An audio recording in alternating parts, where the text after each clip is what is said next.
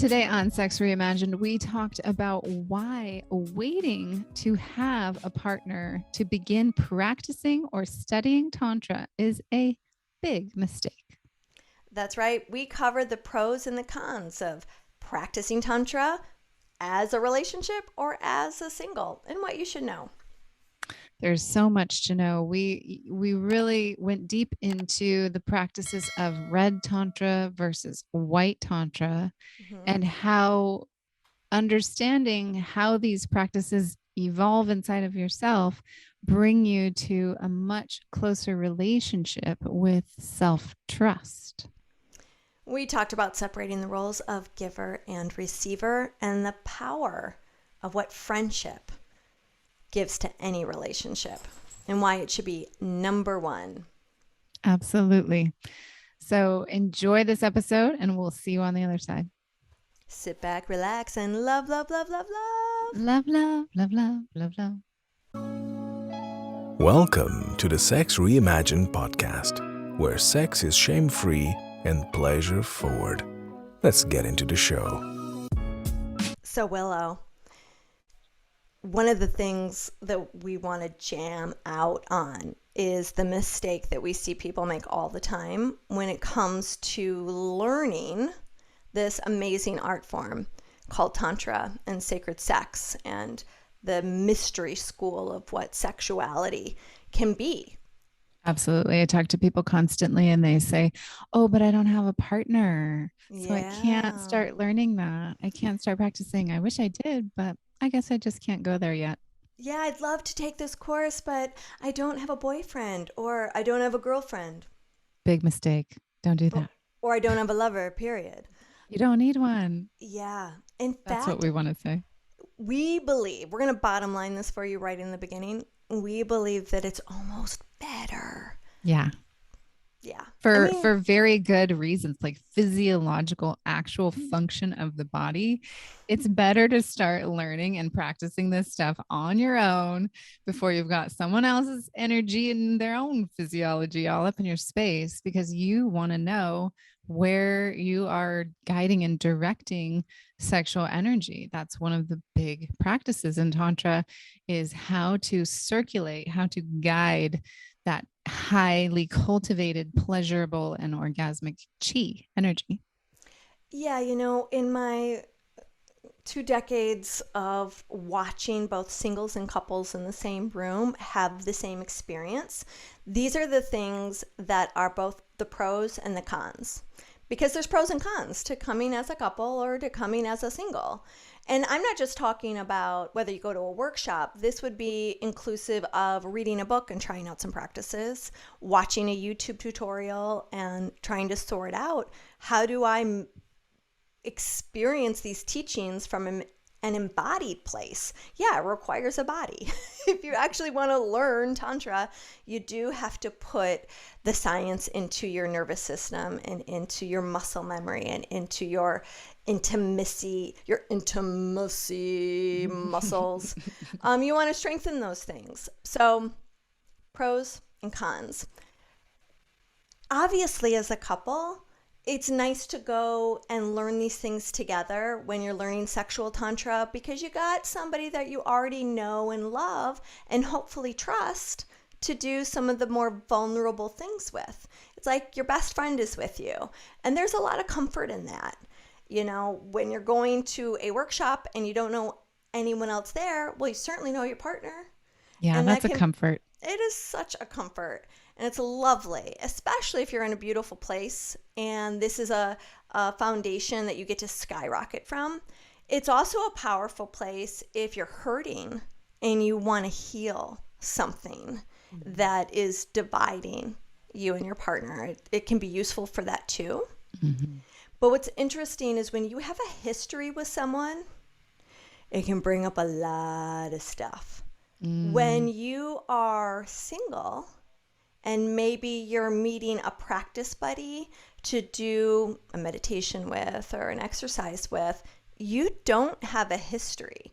So the likelihood of triggering each other into like drama world and story, it's just diminished. Whereas a couple, it's pretty common. They start to step on each other's wounds and buttons, and they get triggered way more often than the singles.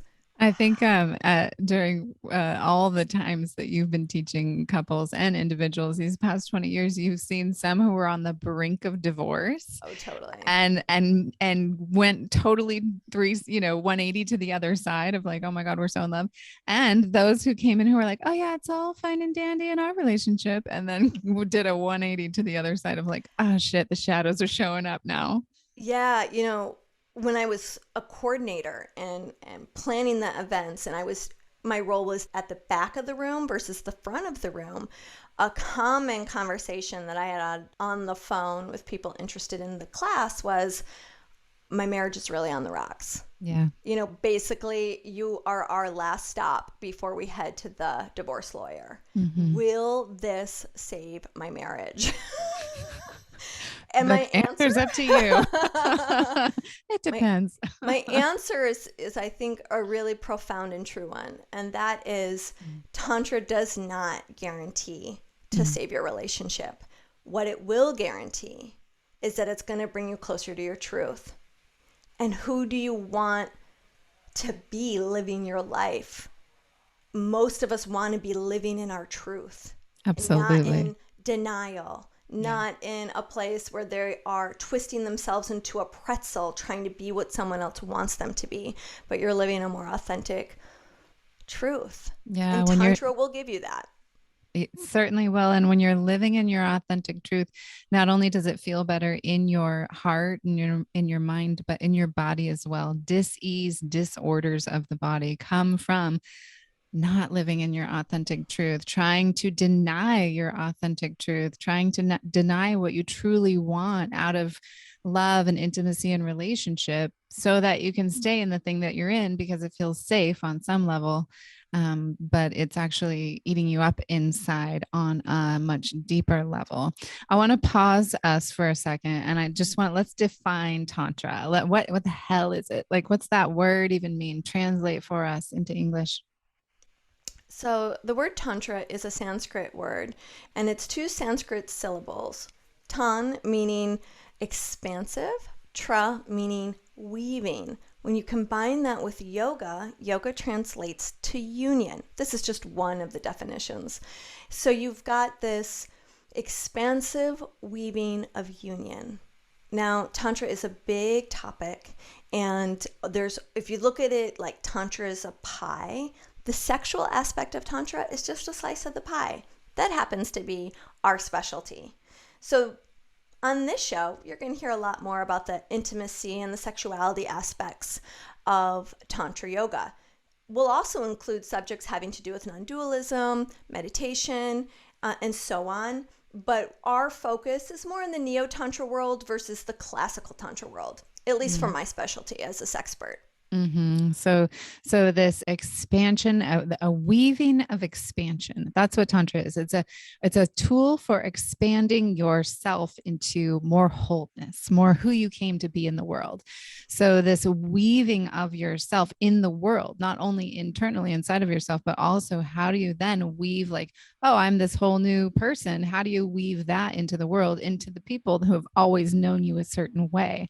So the practice of Tantra is not just, like Leah just said, it's not just a sexual one, although that's the one we're going to be highlighting the most, but it's also in the world. And as far as I understand, there's two legs of Tantra. There's a white Tantra and red Tantra. Can you speak to that? Yeah. So red Tantra is the practice that you do with another body. And white Tantra is the solo practice. It's the practice that you do to prepare your body, as if your body were an instrument that you would make love with. You want to practice your instrument. You want to get really good at knowing the chords. You've got to come to practice every day and fine-tune your instrument so that when it's time to practice red Tantra, you're ready to create a concert. And that's ready to make music to the next level. Ah, the music. The music. music. The music. Did you ever notice that the word muse, museum, music, they all are about the muse, like the inspiration. And so, this practice of white tantra really is like, that's what we're talking about. It's so good to practice this on your own before bringing it to another human body, because then you are, the places inside of you where it feels good to bring sexual energy, where it feels good to bring pleasure into your body. Then you can guide your partner. You have more sovereignty and more say. You have a greater voice of what actually turns you on and lights you up in a sexual manner. So I come from this deeper background of Taoist sexology, right? And so the whole premise of Taoist sexology is like, how do I run the most potent creative life force energy that I have access to, which is sexual energy?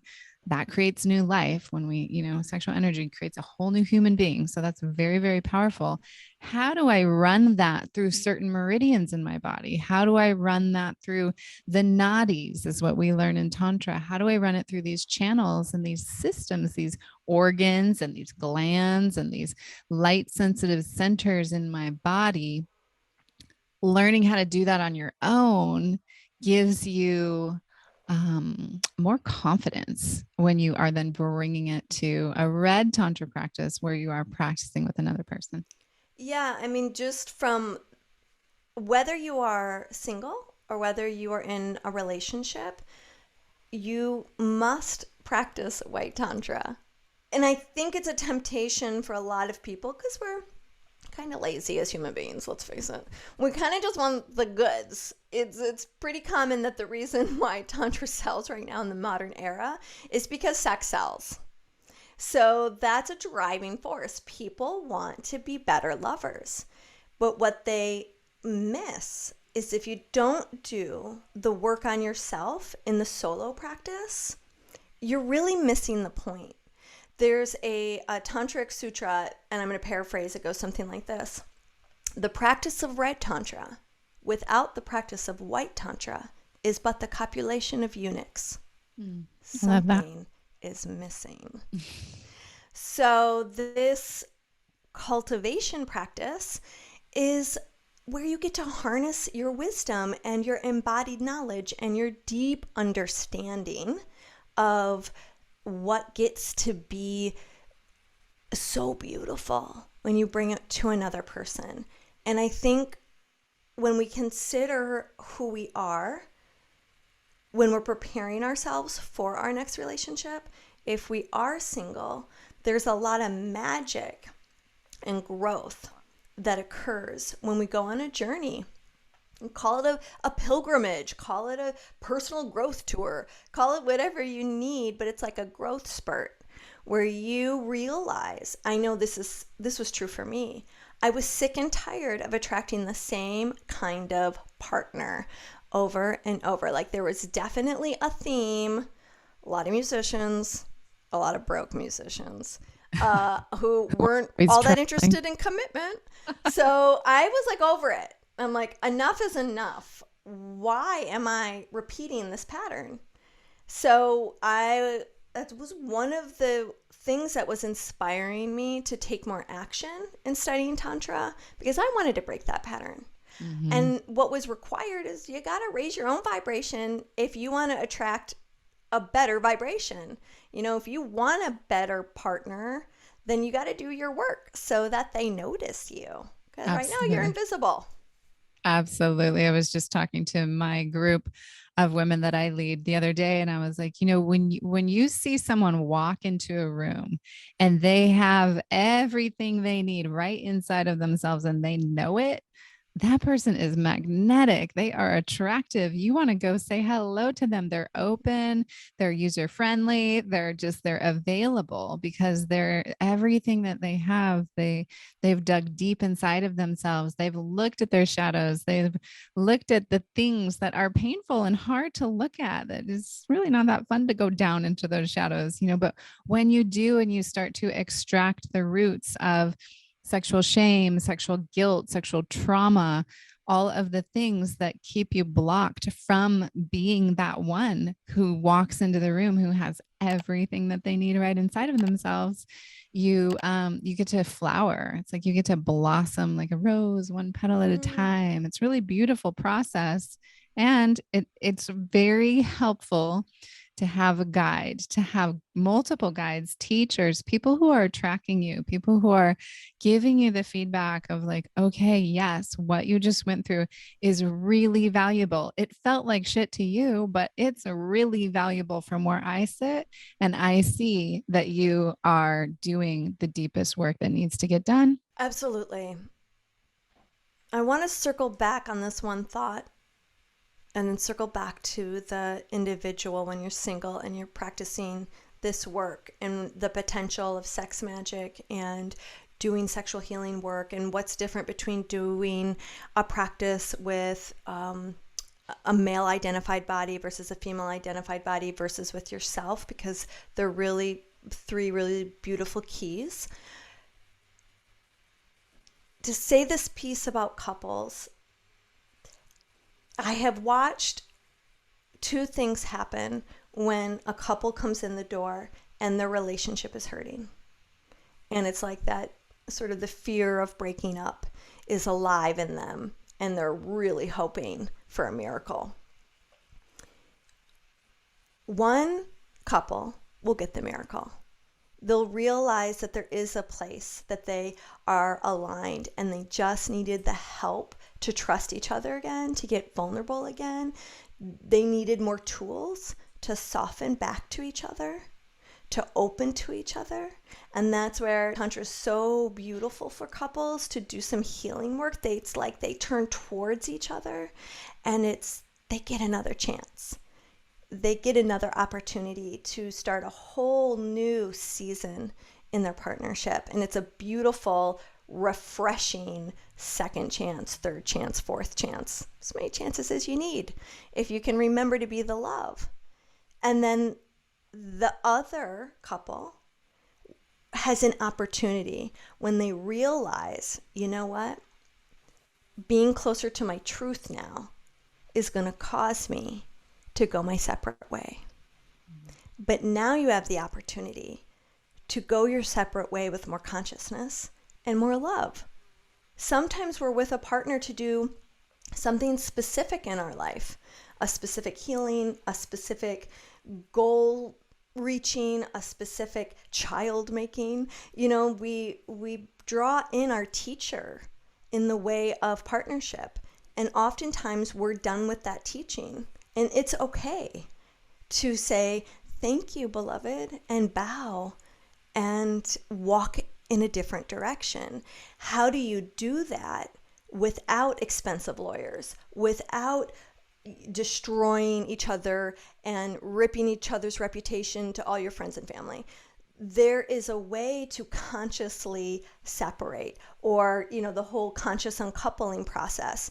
And what that, hopefully, Tantra will give you insight into how to be more loving and to part as friends versus enemies.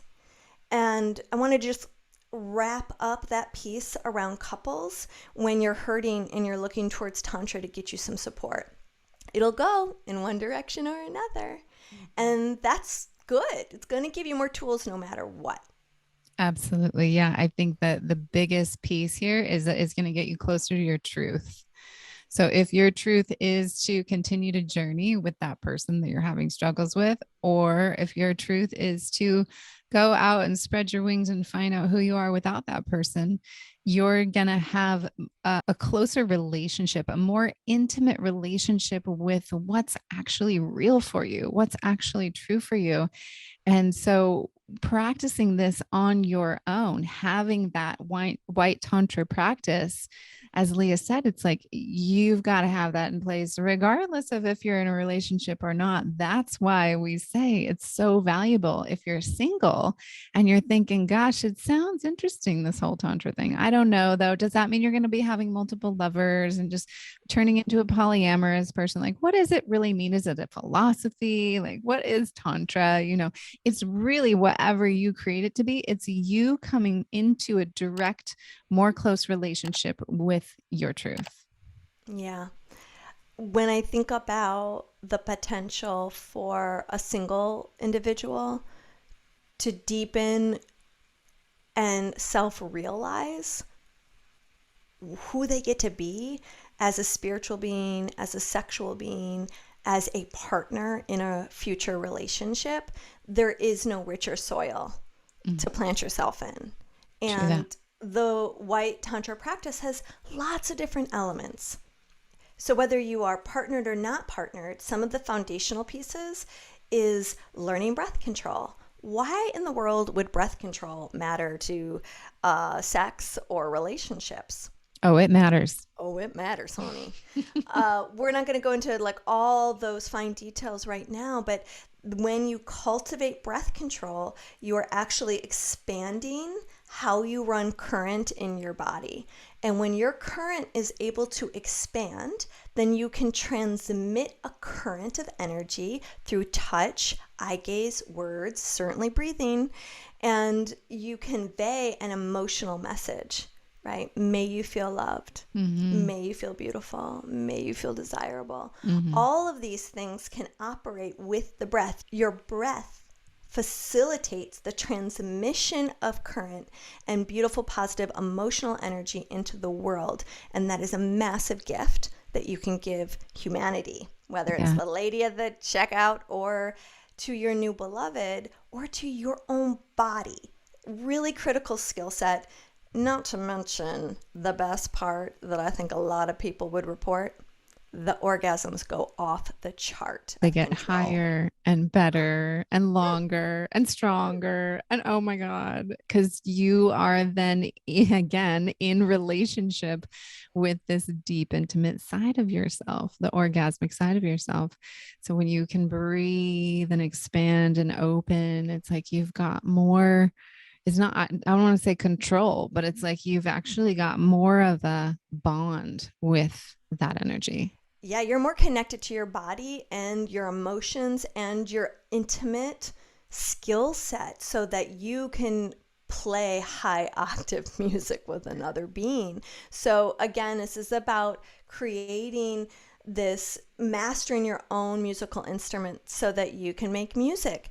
Here's the other piece that really helps that you'll learn about White Tantra is a yoga practice. Why is yoga and this sexuality, like how do they come together? Hatha yoga, even before Hatha yoga, the grandfather to Hatha yoga is Leah yoga.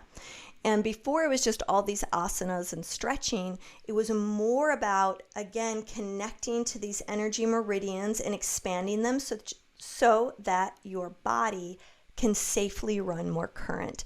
And most people know what the warrior pose is in yoga, where you are stretching your arms out on either side. And the posture is you're sitting up nice and tall, and you're actually expanding your heart as you bring your shoulder blades back. Just that position alone, if you look at the body language, you're opening your heart. You're bringing your breath into the position. You're slowing it all down. You're focusing your mind. You're actually practicing living in the world with an open heart. That pose, like many other poses in yoga, with that meditative mind, is training you how to be a lover. How can you live in the world with a more open heart? How can you live in the world with your adrenal glands settled in so you're not spiking into stress? All these things contribute to being a better partner. Just being a better human being in the world. Yeah. Thanks for bringing that adrenal piece in, because it's been clicking in my mind over here several times throughout our conversation. You know, not only do you get closer and more intimate with your own truth, but you have more energy. Because raise your hand if you have some kind of adrenal fatigue or adrenal exhaustion. Like, I mean, everybody does, because what are we doing? We're stressing constantly, leaking cortisol out of the adrenals constantly. But when you shift over into a tantric world framework, a frame of mind, it's sort of a non-linear space. So it's not so much about like, got to get this done, and then I'm going to get this done and go over here and I'm going to do it, which is stressful, right? If we're always living in that, it's valuable. We can live in it sometimes, but we need to also live in that non-linear world where it's like, oh, let me just be in the dream space, like not sleeping, but like, let me be in the like, oh yes, this piece is perfect right now. And I'm just going to wear it and try it on and become it and stand in this new feeling and this new power. The adrenals love that. Like then they get to soak up what's called oxytocin, this love hormone, this connective bonding hormone. So you can think about your orgasmic energy as medicine for your body. You can drink that into your adrenal glands. And that's one of the big things that I teach with the Taoist sexual practice is really how to do orgasmic upward draws, like how to bring orgasmic energy first to the adrenal glands, because that's where your sexual energy is stored when we are looking through the lens of Chinese medicine. And then you can also bring it up to the back of the heart, bring it into the thymus gland, support your immune system. You can bring it up to the throat chakra, support your thyroid. You can bring it all the way up into the pineal, the pituitary, the hypothalamus, all the glands in your body. That way you have this really magical and phenomenal frame of reference of what's possible for you as you circulate sexual energy through your body. You know, when I was first journeying into Tantra land, I was a single that was bummed I didn't have a partner to practice with. You know, I was so nervous. Like, what is going to happen at this workshop? Is there just going to be a bunch of slimy people and I'm going to be totally uncomfortable and forced to take off my clothes? I knew if anyone was going to tell me to take off my clothes, I am so out of here. But that's me. Other people, like, they're ready for that experience. So you do you. But what I discovered instead was a homecoming. It was so nice to be with other singles and also couples, because the couples renewed my faith in love, and the other single participants renewed my faith, in my case, in men, because that's who I connect to romantically and sexually. I felt so jaded at the time. I'd been so hurt by men. My opinion of men was way lower than it is today. And I got to renew my faith in the beauty of men and other humans. Why? Because I got to be in a group of people that were asking the same kind of questions I had. And up until that point, I felt kind of lonely and isolated. I often would have really deeply wanting more deep conversations about sex. I wanted to swim in the deep end is what it comes down to. And I was sick of being in the shallow pool, in the kiddie pool. And here was a chance to be with other humans that also were not afraid and were deeply curious and inspired by the idea of the deeper water. And that's what I found. And that's what I would want for other people who are hesitant. This is actually a place that is so connecting, finding a place where you belong, this deeper part of yourself, this sexual part of yourself. In many cases, we don't share what we would call like the lower chakras with many people in our life. True. Even our friends and family, like it's just, most of our relationships do not include all of the chakras. But in Tantra camp, a hug, an embrace includes your whole body. You don't have to separate your parts. And that doesn't mean that you're having sex with other people. It simply means that you're integrated and you get to have an integrated experience with new friends. And some of them may be new Tantra buddies that you get to do the practices with so that you're preparing yourself to meet the beloved. It's a way to do your work so that the beloved in time and space goes, okay, they're ready for me to come in. And that's when you magnetize and attract somebody that you truly want to spend the rest of your life with, if that's what you're going for, if that's what you're looking for, because then you're vibrating at a higher frequency. You're vibrating at a resonance that is going to attract somebody that you truly want to be with. When you're attracting someone from a place of fear or doubt, or I better get someone fast, I'm starting to lose my eggs, or I better find someone fast, I'm getting into my 60s, or that's coming from a fear base. And so when you drop into this sovereign practice, white tantra practice, you are really becoming more holing yourself, becoming more whole, and then attracting from that place. I was the opposite of Leah. I went to my first weekend seminar with Leah and her co-teacher, Charles, and I was with a partner and I was like, oh, I just don't know if this is going to work. How much longer we're going to hang in there together.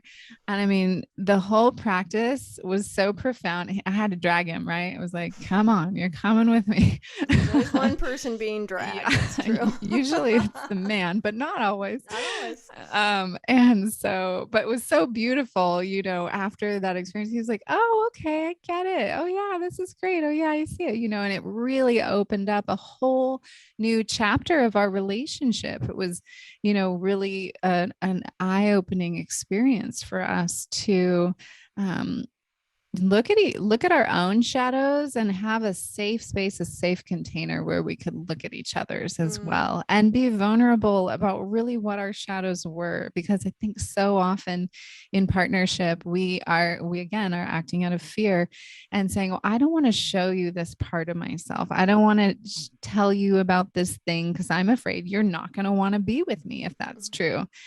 The truth is, if they don't want to be with you because of what's true for you, then you should know that you're going to want to figure that out sooner than later, even if sooner than later is 15 years down the line, because we've got this life, we've got this body, we've got this time, and it's precious, and we want to give it the energy and the love and the attention that it requires. Then we're going to get the chi back from it, and we're going to feel a lot more whole, a lot more vital. I mentioned Tantra buddies earlier. A Tantra buddy is someone that you are practicing a piece of Red Tantra with someone else. And it's especially powerful when you are doing specific healing work, with each other. One thing that I always caution singles is when they're finding Tantra buddies to do the work with, especially to get the growth in that they most want, you're not doing this with another person to fix them so they're good enough to be the beloved. You are coming together as friends to help each other do the next piece of inner work. And it's a huge privilege. And there are all sorts of set up situations that allows for this deep intimacy to occur between you and your Tantra buddy. That doesn't necessarily mean genitals are going inside of genitals. You don't even have to take your clothes off, people, to do this practice. Totally. I mean, the practices are so wide ranging. I want to demystify the idea that you are always taking your clothes off, or that there is something so overtly sexual. It can be that, but there's so much more that is a different type of intimacy, practice, and skill set. And you kind of need to learn all of it to have the most variety. Absolutely. And that's again, bringing the breath piece back. Like you can literally sit there with your clothes on with somebody and practice Red Tantra through breath practice, like learning how to exchange breath, exchange energy with another soul, another human, is so powerful. And there's something in Chinese medicine we call the spirit, we call it Shen. The heart is also called Shen. The mind is also called Shen. So when you are exchanging breath and connecting your Shen with another person's Shen, you're basically creating this deep sense of congruence inside of yourself that then becomes a mirror and a reflection for the other person. So like if I'm coming to a Tantra buddy, a Tantra partner, somebody that I practice with, and I'm like, oh, I got this thing I got to work on. It's in my heart. It doesn't feel good. It's totally this shadow. It's causing all kinds of havoc in my life. then if I know that and I can speak that, then I can bring that to that session. And that could be the focal point of the whole session. It could be all for the healing of my heart. And I could walk away from a 45-minute to a 3-hour practice with somebody where maybe I didn't even take my clothes off and just be completely transformed, completely healed, way higher vibration, and much more whole. Yeah, when you don't have to separate yourself and your parts and your chakras from having a related experience with another person, you get to see. I mean, if you've ever been to like an insight meditation local course or event, usually they have them that are weekly in most communities, and the power of meditating in a group. Now imagine you meditating with someone else in the same field of energy with an intention that's been named. It's pretty cool to watch how sexy just meditation is. And one of the things I love about having some boundaries around practice is because you get to play in the space of feeling desire, but not acting on it. And most people that are untrained might find suffering in that desire.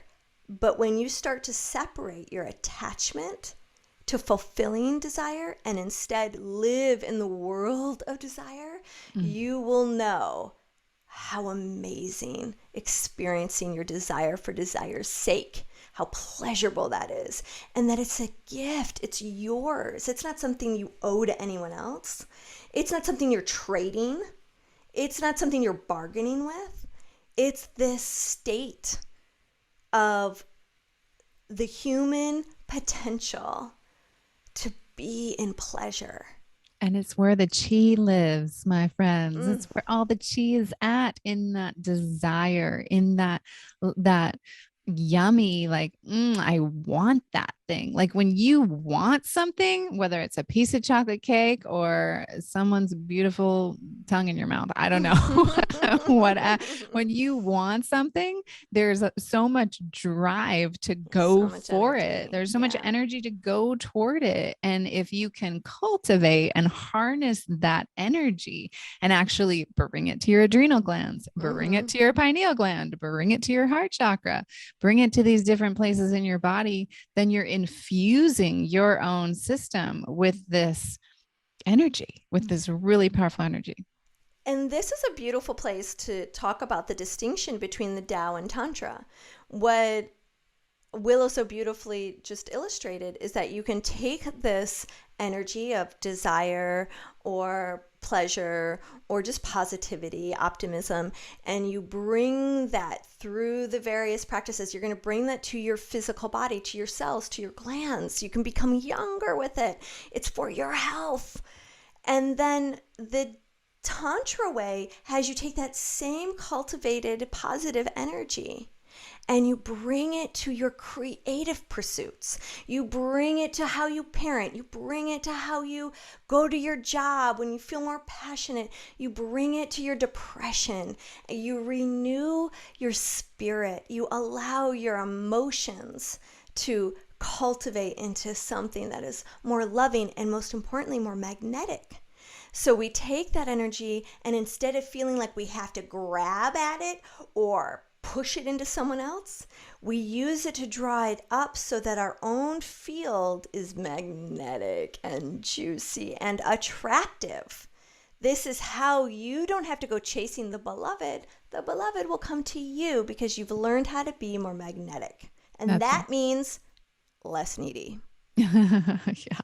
So self-cultivation is just a simple phrase for it. I actually was writing something the other day. I was in the hot tub, was having a dreamy moment. It's all in the Tantra space, and I was like, okay, if somebody's depressed, well, they should self-cultivate. If somebody's confused, self-cultivate. If they're overwhelmed, self-cultivate.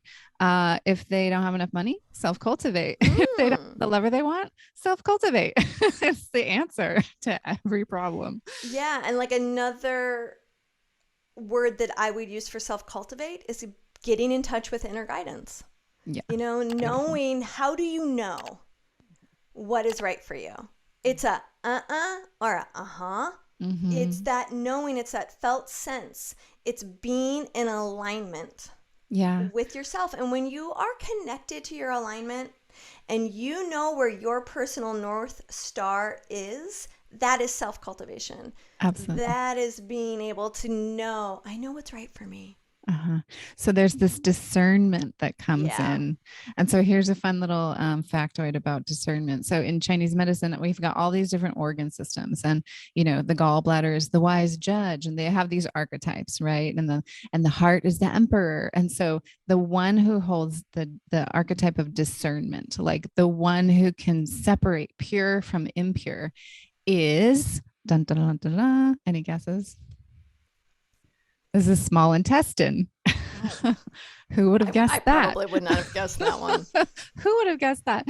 So the small intestine, you think about that organ system in your body. It's like, it's the one who gets the food, gets the, it comes in and it's like, oh, nutrients, vitamins, minerals. Okay. Yes. We're going to take that. We're going to absorb it. We're going to take it to the bloodstream. This stuff, it's just waste. It's going to the colon. We're going to send it out. And so it's separating the pure from the impure. So the small intestine just helps you discern, is this nourishing for me or is this toxic? Do I want to keep this or do I want to let this go? And what's interesting about that is the small intestine, because all the organs are paired. There's a yin and a yang organ for every organ system. And so the small intestine is paired with the heart. So the small intestine, your gut, basically follow your gut, listen to your gut. That's all holds true, right? Because it's like, okay, yeah, that person is really nourishing for me. I don't know what it is about them, but I want to be around them. Yeah. So you get that message from the small intestine, and then your heart is like, oh, okay, yeah, we got that message loud and clear. Let's open our heart to that person. They are going to bring more joy to my life. So it's very fascinating, this whole concept of listening to your inner wisdom, listening to your guidance, cultivating that self, that's owning that piece of yourself inside, so that you can navigate. You're navigating in a whole different way when you're practicing Tantra in this way. That's beautiful. That makes so much sense. I love that distinction of discernment. It's such an embodied place to point to.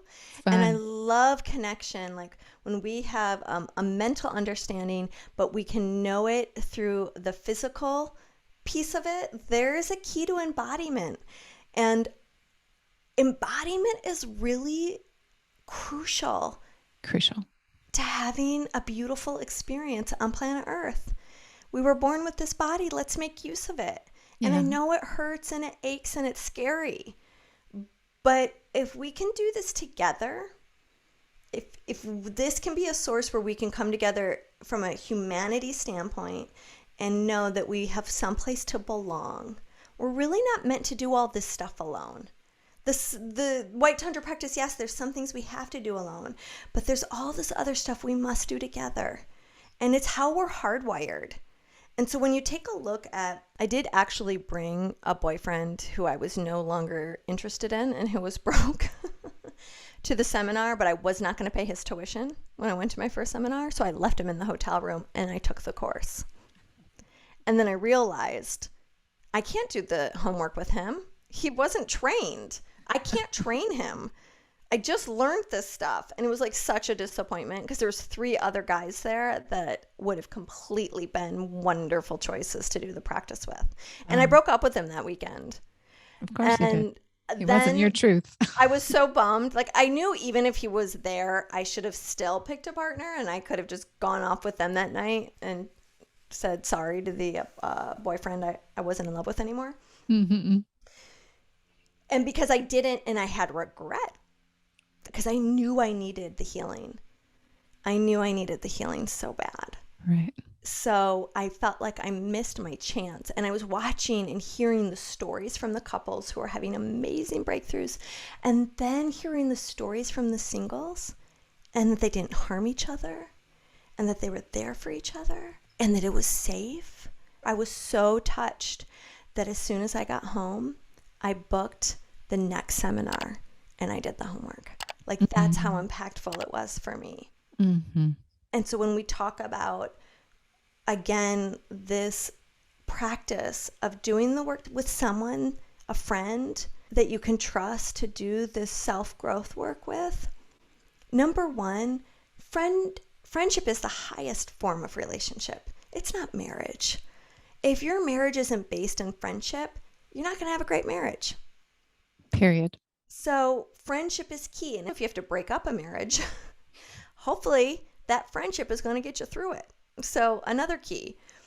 But back to being two singles and being friends, one of the key points to learning all of this energetic awareness, all of these new sensations that start to open up to you, all this expansive reality comes from the separation of the giver and the receiver.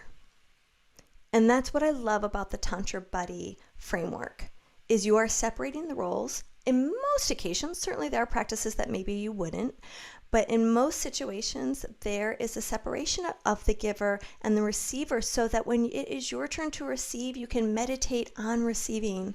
You come into the prayer of watching, listening, sensing, feeling your own body, your own nervous system without any pressure that you have to give back, again, trade, or lose sight of these subtleties because you're trying to do the same thing to them at the same time. Right. And it's what's different about regular sex. It's just a completely different game. And then when you separate the role of giver and receiver and it's your turn to be the giver, you get to put all of your attention on how to give love, on how to mastering a technique, of how to transmit energy, of how to really be there for someone, not do something for someone, but you're actually being there, being in the moment, being the love that you are, and trusting and learning that that is medicine. It's so powerful. It's such a gift. The self-trust that you cultivate for yourself, the skills that you cultivate in the power of giving is so rich to know that that's your only job for this practice.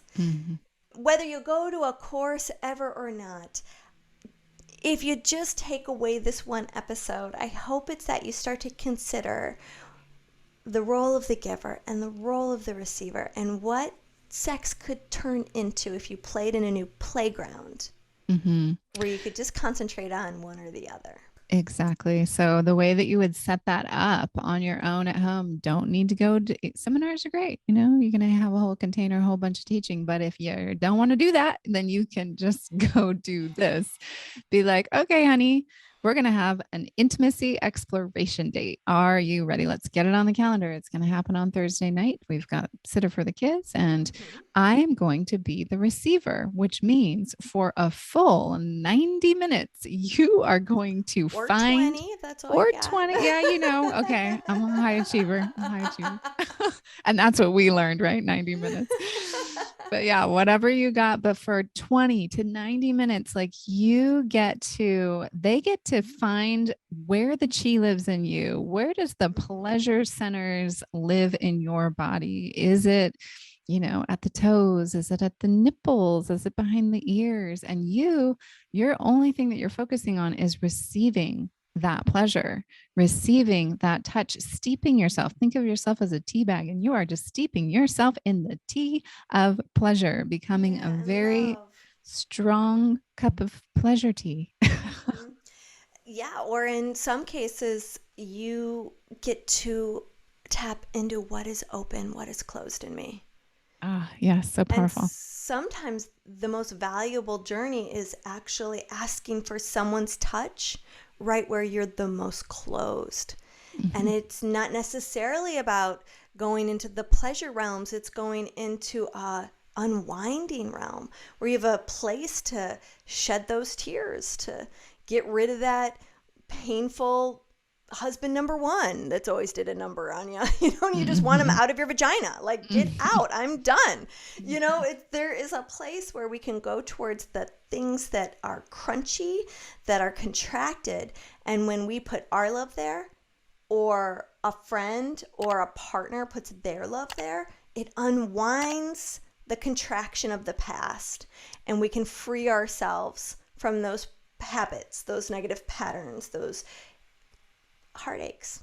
And in order to do that, you have to trust not only the other person, but yourself. You have to find the place where you can trust yourself enough to go into those places of discomfort so that they can unwind. Trust that the unwinding will go through its process and complete, and you won't get stuck there. And you need to be able to trust your partner that they can hold space for you in that way. And not everyone has that in their relationship. Well, not only that, but many people don't know how to trust, and they look outside themselves. Are you trustworthy? Are you trustworthy? Right. Are you trustworthy? And they will see the proof that no one is trustworthy. Oh, yeah. Because we are misguided in where to find trust. Trust is a door that opens on your side. Yeah, that's right. And we think someone has to prove it to us that they are trustworthy. And that kind of depends on which vibration you're coming into the building into. So I realize that this isn't like a hard and fast rule, but for many people, they first have to realize that if they want the next deeper experience, if they want to break the habits and the patterns that are stopping love from coming in the door, you got to start looking at trust from inside of you, not outside of you. Yeah. And that bridges to the inner guidance and the self-cultivation that you were talking about earlier. Yeah, discerning. So having that right relationship with what's nourishing for me and what's toxic for me. And you have to be embodied, right? In order to feel those things, in order to know. And if I can just add something right there, because even if you're walking into another situation and you can see the toxic screen over the image of what you are attracted to, you get better and better at choosing something different. Sometimes it takes a couple more times of learning the lesson again, but what changes, and this is how you know that you're growing and changing, is you spend less time in the pattern. And those changes may not happen all at once. They happen in these little gradual steps, but they happen. And then one day you're waking up and you realize, I don't even understand how I could have ever been attracted to that.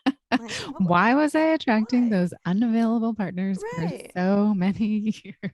Yeah. And thank God I trust others now. You know, thank God I can see the best in men. If I could give another, just one of my favorite things I've learned as a tantrika, like in my personal life and in my quest to know love at the deepest level possible, it's been to look for the best in somebody. And that's one of the ways to cultivate trust.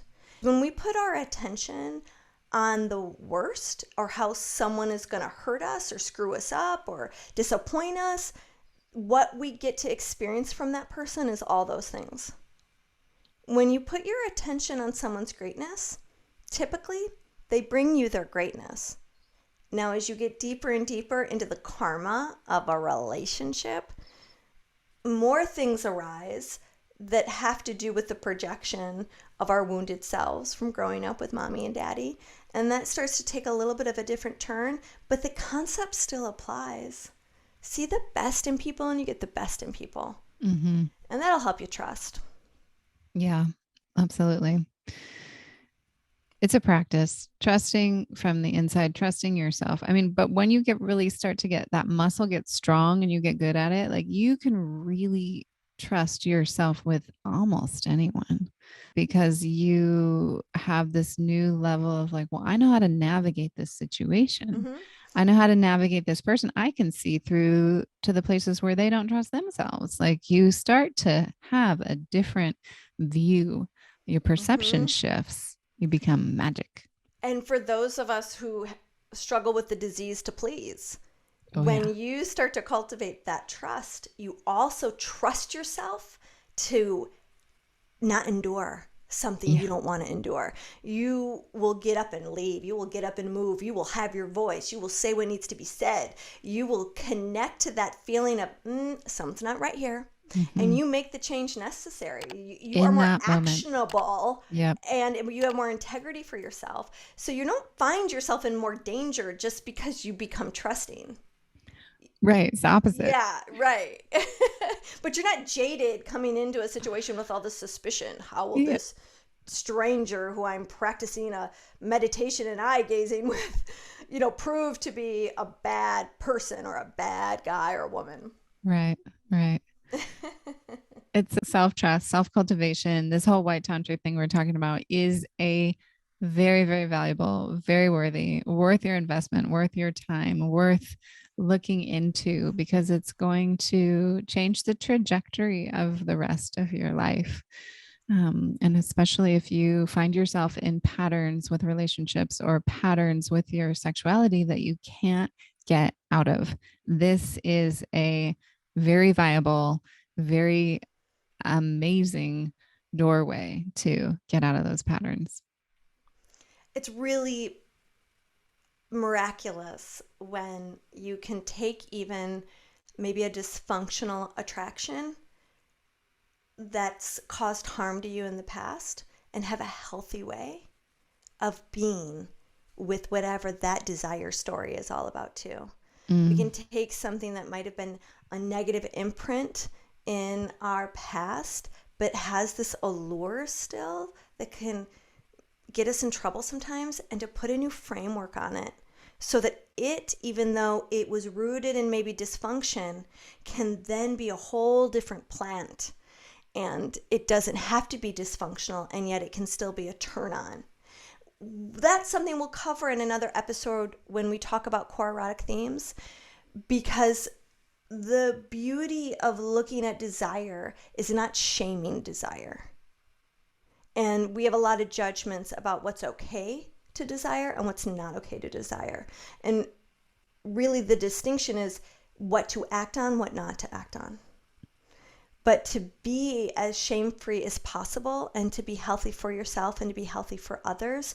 And in that space, there's a really big playground, because it's more connected to what you want to feel as a sexual being versus the pictures and the landscape that's going across your mind. Separating the two so you can have what you want to feel despite the judgments that you feel about the pictures that arise around what you think is sexy. Mm-hmm. Absolutely. Yeah. The power is within you. You can create whatever you want, and your sexual energy is your most valuable, potent, creative energy that you have access to. So start learning how to use it to create whatever you want in your life.